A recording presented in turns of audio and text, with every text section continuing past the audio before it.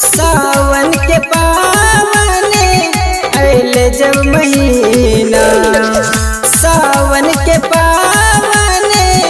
अइले जब महीना, रिहिम झिम बरसेला बदरिया रे कवरिया नाचे खूबे झूम झूम,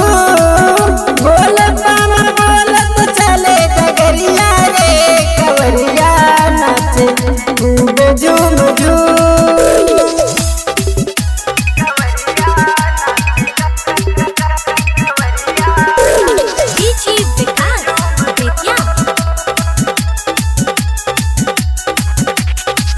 कानवा पे कावर लेके झटकल चले ला रहिया, कितना दूर बावे बाबा बैजू के निहारे अखिया, कानवा पे कावर लेके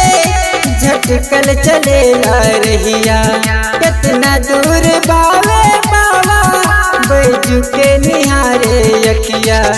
सुइया पहाड़ गई से चढ़ी रे कवरिया नाचे खूबे झूम झूम,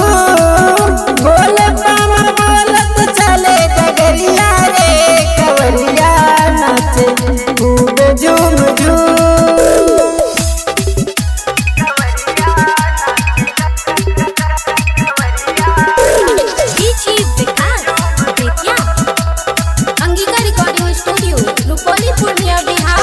राजेश धरत गावे बाबा के भजनिया, भक्त बन के आयल बावे पूजे चरनिया, राजेश भरत गावे बाबा के भजनिया, भक्त बन के आयल बावे पूजे चरनिया, सुबल मनीष बनल पुजरिया रे कवरिया नाचे खूबे झूम झूम।